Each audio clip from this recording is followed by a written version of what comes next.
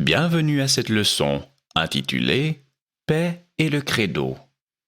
Elle fait partie de la série Notre liturgie. Je m'appelle Jean-Philippe et je serai votre narrateur pour cette leçon. On pourrait se demander pourquoi y a-t-il un tel accent sur la paix et l'amour avant le Credo? Pourquoi dit-on le Credo à ce stade de la liturgie? Dans cette leçon, nous découvrirons où cette phase a lieu dans la divine liturgie, son emplacement. Nous couvrirons quelques définitions pertinentes. Nous examinerons la structure de cette phase, ses principales parties. Nous explorerons le sens qu'elle a dans notre vie. Ensuite, nous résumerons ce que nous avons appris. Commençons par le premier sujet, emplacement.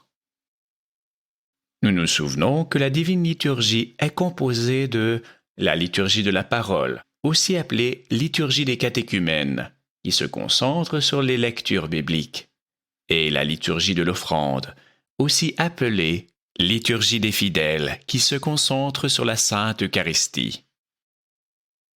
Alors, nous avons la liturgie de la parole et la liturgie de l'offrande. Celles-ci, à leur tour, sont composées de plusieurs phases. Nous commençons par les prières initiales, les litanies et les antiphones, la petite entrée, les épîtres et l'évangile. Ensuite, faisant partie de la liturgie de l'offrande, nous avons la grande entrée, le baiser de paix et le credo, l'anaphore, une litanie et le Notre Père, la communion et le congé. La phase baiser de paix et credo, que nous appellerons paix et le credo en abrégé, est ce que nous couvrons dans cette leçon. Cette phase fait partie de la liturgie de l'offrande. Elle a lieu après la grande entrée et avant l'anaphore. Nous nous rappelons aussi que les phases de la liturgie correspondent à divers aspects de la vie de Jésus-Christ. Nous commençons par la vie privée du Christ, quand nous ne le connaissions que par la prophétie. Puis il y a son baptême, qui marque le début de sa pastorale publique, son entrée finale à Jérusalem, sa crucifixion, sa résurrection et plus. La phase paix et le credo correspond à la période après la crucifixion du Christ et avant la résurrection.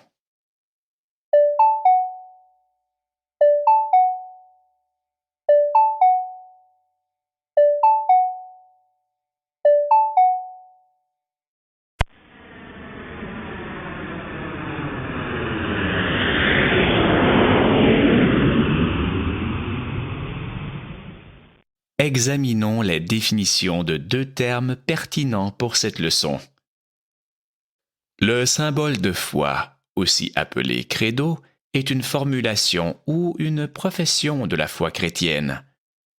Le symbole de Nicée-Constantinople, le plus utilisé dans l'Église orthodoxe et qui remonte au concile de Nicée en 325 et de Constantinople en 381, est intégré à la célébration eucharistique.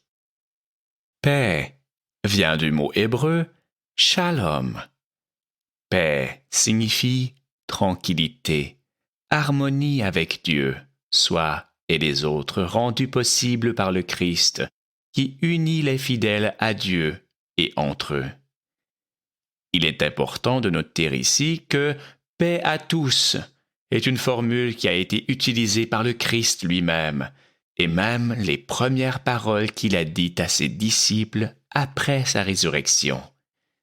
Cette salutation résurrectionnelle du Christ, ou une version similaire, est fréquemment proclamée par le prêtre ou l'évêque lors des offices religieux orthodoxes.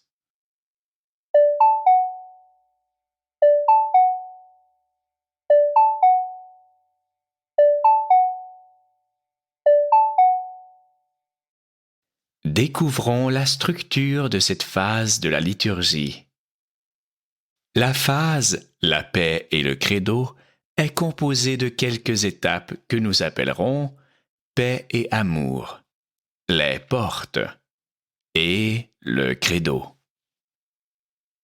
La phase commence avec le prêtre qui dit Paix à tous.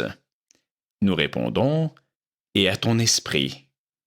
Ensuite, le prêtre dit, aimons-nous les uns les autres, afin que dans un même esprit, nous confessions. Et le chœur ou le peuple répond, le Père, le Fils et le Saint-Esprit, Trinité consubstantielle et indivisible. Ensuite, le prêtre s'incline 3 fois, baise les cendons par-dessus le voile, puis l'autel, en disant à voix basse, « Je t'aimerai, Seigneur, ma force. Le Seigneur est mon rempart, mon refuge et mon libérateur. » S'il y a concélébration, le célébrant principal se place à droite de l'autel et dit au premier concélébrant, « Le Christ est au milieu de nous. » Le concélébrant lui répond, « Il l'est et le demeurera. » Et il se donne le baiser symbolique de paix. Le premier concélébrant le passe de la même façon au concélébrant suivant, et ainsi de suite. Cette salutation, ou accolade, correspond alors à la recommandation de saint Pierre et à celle de saint Paul que nous lisons dans le Nouveau Testament. Elle est d'autre part un signe du pardon et de l'effacement de tous les conflits qui peuvent exister entre eux. Au IXe siècle, et quelque temps après, le baiser symbolique de paix était encore échangé par toute la congrégation après l'achèvement de la grande entrée. Depuis le XIe siècle, cette pratique a été réservée aux seuls célébrants, évêques, prêtres et diacres, mais sa signification vaut pour l'ensemble de l'assemblée. Les portes. Le diacre dit « Les portes, les portes, sagesse, soyons attentifs. » Ceci est une subsistance de l'ancienne pratique où les catéchumènes, lors de leur renvoi, sortaient effectivement de l'Église et où les portiers devaient veiller à ce que les portes soient bien fermées après leur départ, afin que nulle personne étrangère à la communauté des fidèles ne puisse assister à la célébration du mystère. Où les portes peuvent être comprises comme étant les portes de nos sens, de notre mémoire, de notre imagination. Il s'agit à ce moment-là de les fermer complètement et de veiller à ce qu'elles le restent, pour que notre esprit soit totalement concentré sur le mystère qui va être accompli. Ensuite, nous avons le credo. Le peuple récite le credo. Je crois en un seul Dieu, le Père Tout-Puissant, Créateur du ciel et de la terre, et de toutes les choses visibles et invisibles. Dieu le Père est la première personne de la Sainte Trinité, comme nous le voyons dans cette icône. Et en un seul Seigneur Jésus-Christ, Fils unique de Dieu, né du Père avant tous les siècles. Le Fils est la deuxième personne de la Trinité. Et en l'Esprit Saint, Seigneur, qui donne la vie, qui procède du Père, qui est adoré et glorifié avec le Père et le Fils. Le Saint-Esprit est la troisième personne de la Sainte Trinité. Le credo est principalement notre confession de foi au Dieu trinitaire, le Père, le Fils et le Saint-Esprit. Pendant le chant ou la récitation du credo, le célébrant agite lentement le voile au-dessus du calice et de la patène, symbole de la descente du Saint-Esprit.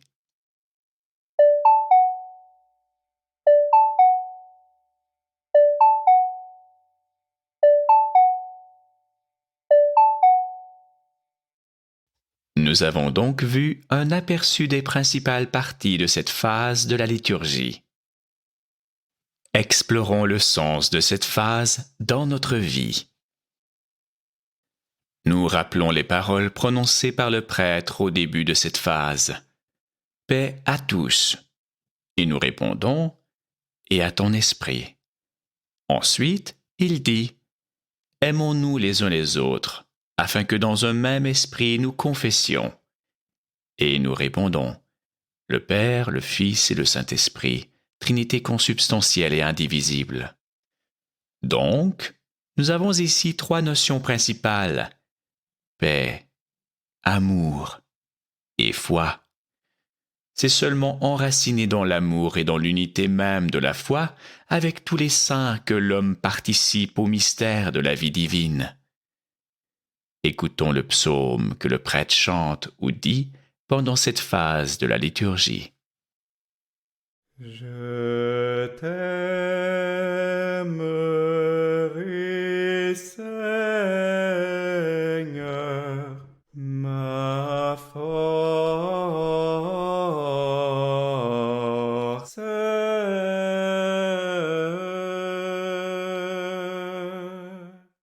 Le Seigneur est mon rempart,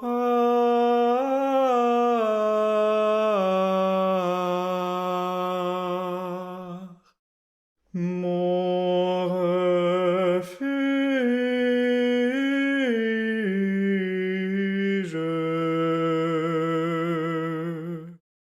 et mon libérateur.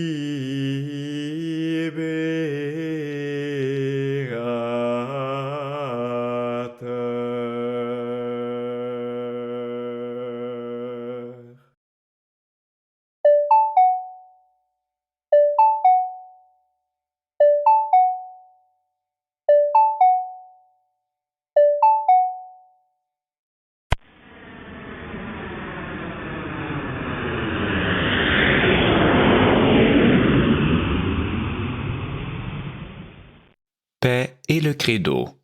Résumons ce que nous avons appris. Emplacement. La phase paix et le credo de la divine liturgie a lieu après la grande entrée et avant l'anaphore. Elle fait partie de la liturgie de l'offrande, aussi appelée liturgie des fidèles. Définition.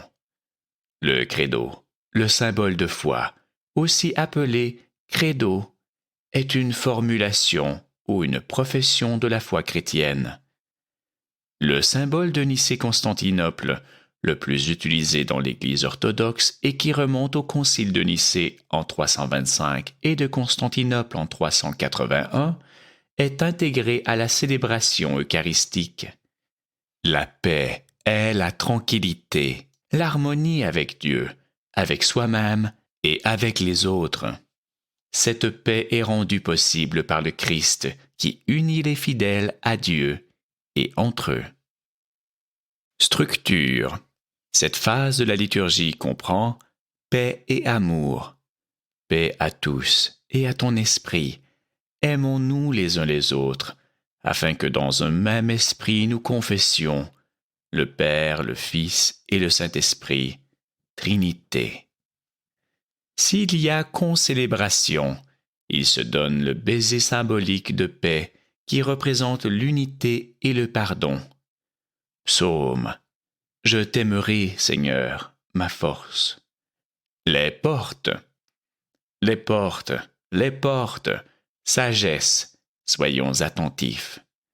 Nous fermons les portes aux distractions pour que notre esprit soit totalement concentré sur le mystère qui va être accompli. Le credo.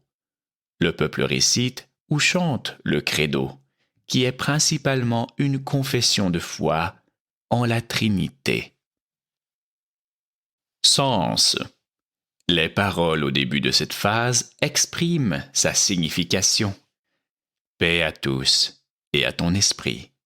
Aimons-nous les uns les autres afin que dans un même esprit nous confessions le Père, le Fils et le Saint-Esprit, Trinité consubstantielle et indivisible.